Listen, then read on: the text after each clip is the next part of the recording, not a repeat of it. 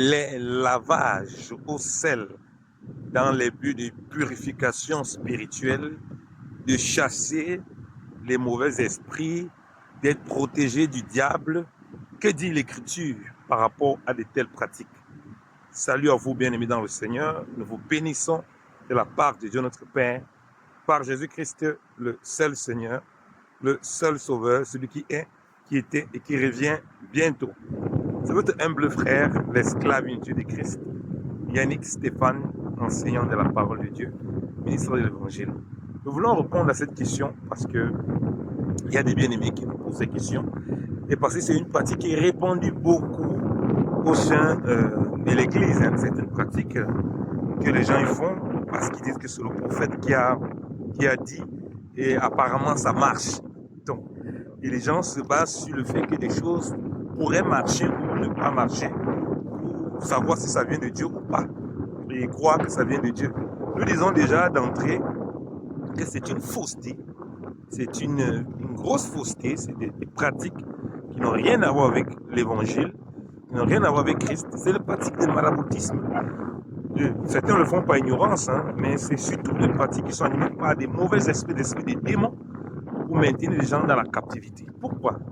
Parce que qu'est-ce qui se passe quand ces soi-disant prophètes, pasteurs, prophétisent des choses et vous demandent de faire ça.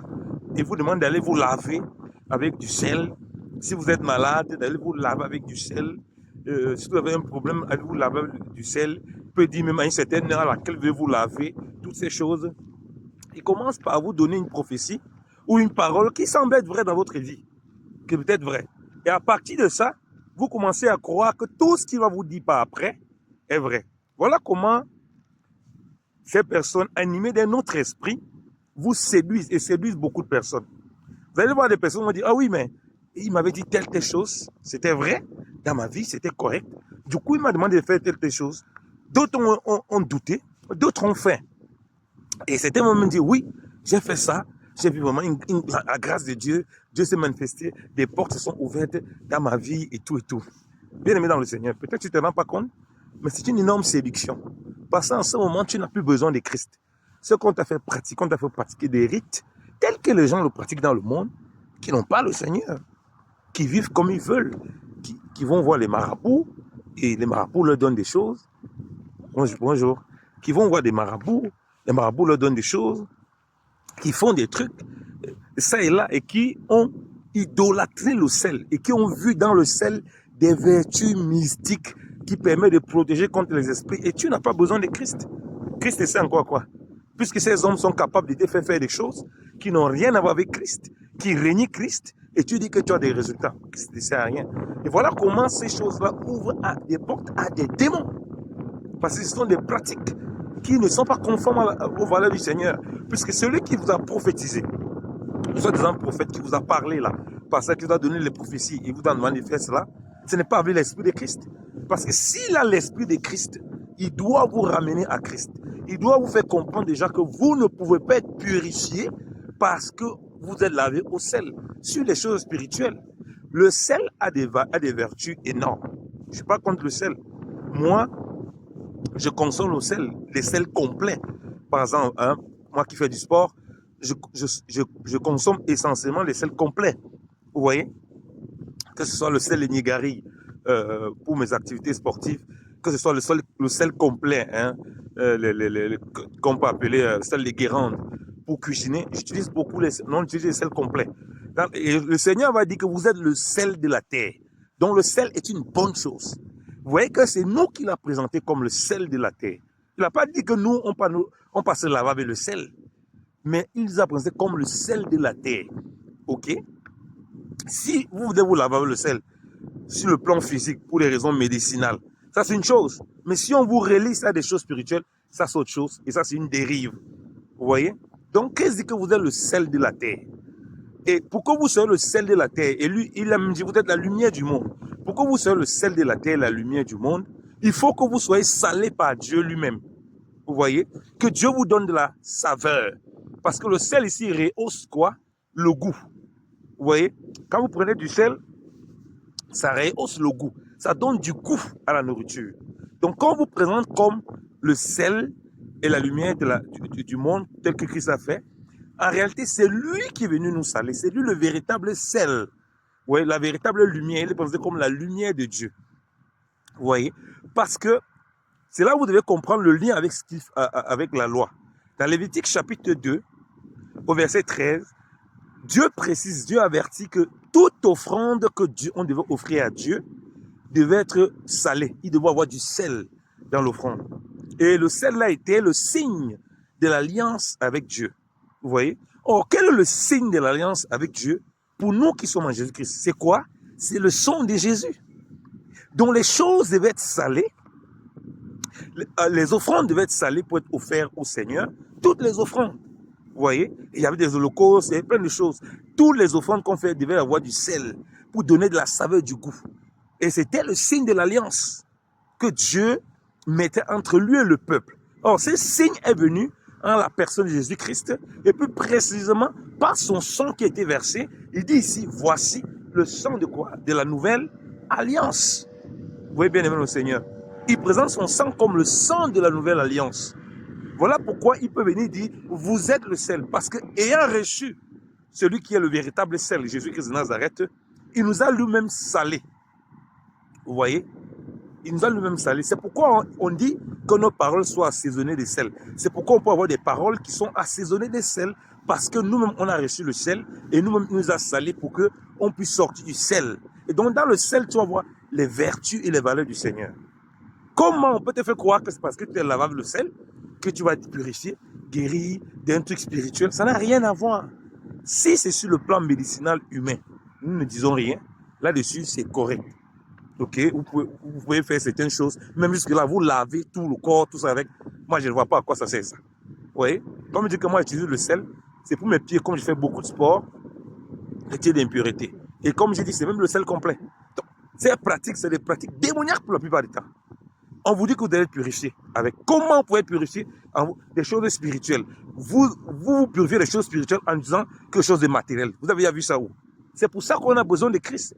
Parce que spirituellement, aucun homme ne peut, aucun humain ne peut se rendre plus de lui-même.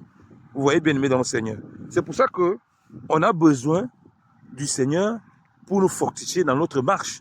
Parce que l'Écriture dit ceci. Le Seigneur dit, dans Jean chapitre 15, vous êtes tous purs à cause de la parole que je vous ai enseignée.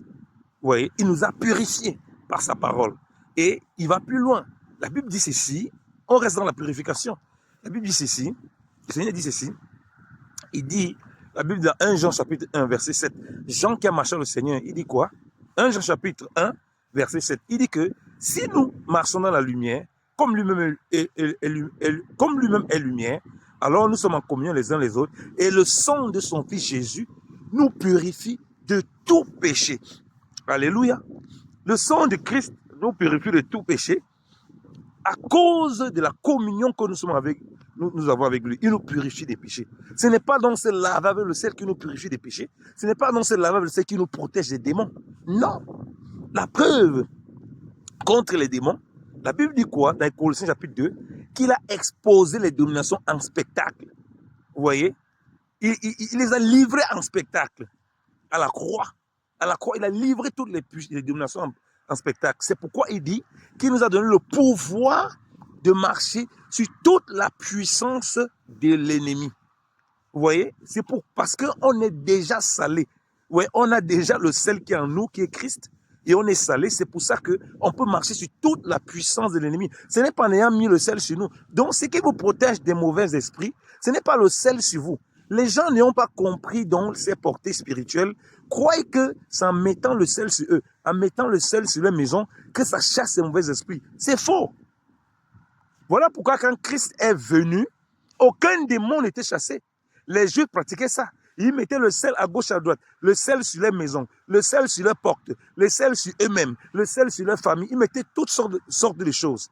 Les gens pratiquent toutes ces choses dans des religions, dans des traditions, dans des coutumes. Mais les démons ne peuvent pas partir. Les démons, on l'avons toujours les tourmenter.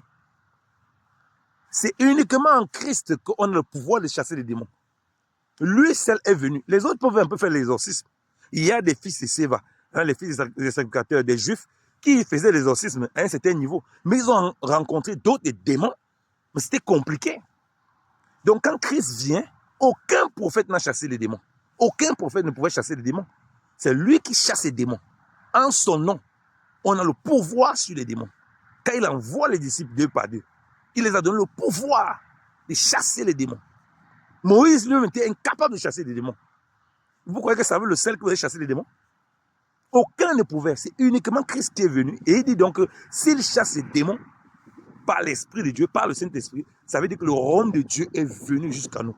Parce qu'il est le sel lui-même, le véritable sel qui vient d'en haut. Ce n'est pas un sel terrestre, un sel divin.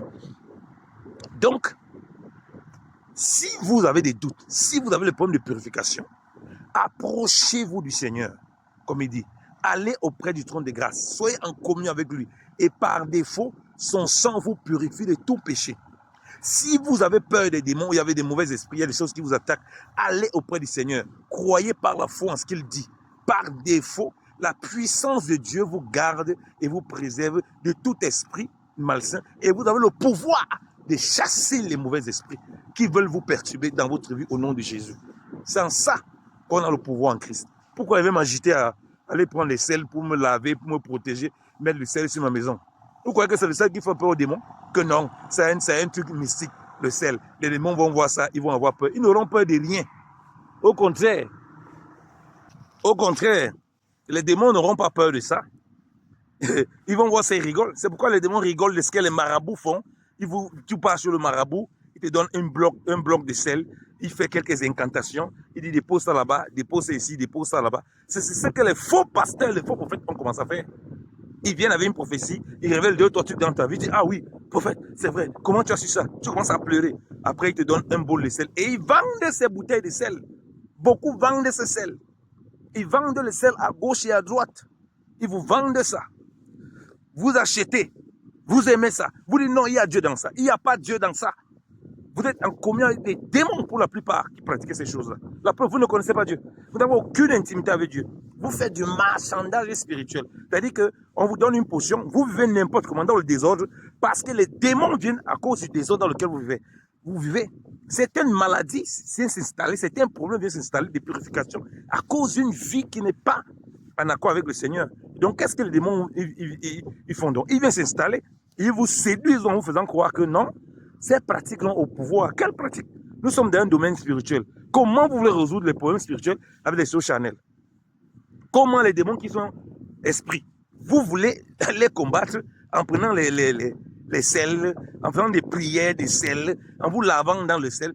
Vous faites ça depuis, ça ne marche pas. Ça semble marchouiller. Ça semble marcher un moment, vous revenez à la même case de départ. Parce que vous êtes séduit et vous aimez les faussetés comme ça. Arrêtez d'écouter ces faux prophètes. Le sel ne sait pas ça. Et ces faux prophètes sont très dangereux. Ils vous prennent Élisée. Dans 2 Rois chapitre 2, quand Élie est monté, Dieu a appelé Élisée était dans la ville de Jéricho et il a transformé, il a versé le sel dans l'eau en proclamant la parole de Dieu en disant ainsi dit l'Éternel, voilà, que les eaux là, ne seront plus comme ça, là, donc il n'y aura plus de stérilité dans la ville et tout, pour justifier que non, vous voyez, le prophète a utilisé aussi le sel, donc vous pouvez utiliser le sel. Ça, c'est quelle malhonnêteté, ça, bien aimé. On peut être maudit comme ça, on peut être malhonnête comme ça. Élisée, on vient lui dire que la ville, les fils de prophète lui disent que la ville là, elle est bonne, mais les eaux ne sont pas bonnes. Les eaux dans la ville ne sont pas bonnes et le pays est stérile. Il demande un plat avec du sel et il prophétise. Il n'a pas pris le sel là, il l'a versé sur les gens. Il s'est baladé dans toute la ville. Il l'a versé dans la ville. Non, il a fait une parole prophétique. Il a versé ce plat de sel dans l'eau. Il a proclamé que le pays ne soit plus stérile. Donc, il a proclamé l'abondance et la vie sur cette eau-là. Et c'est une parole qui est plutôt liée à Christ, au mystère de Christ et de l'Église. Christ est venu, on était des eaux sales, impures. Il a proclamé, il a versé son sel, lui qui est le sel. Sur nous, on a reçu la vie. Voilà à quoi ressemble la ville. Voilà à quoi ressemblent les eaux. Ça ne veut rien dire, ça n'a rien à voir avec de nous laver avec le sel. Oui, non, c'est là avec le vrai sel. Le sel que Jésus-Christ de Nazareth. C'est ce sel dont vous avez besoin. Que Dieu vous bénisse au nom de Jésus-Christ de Nazareth. Amen.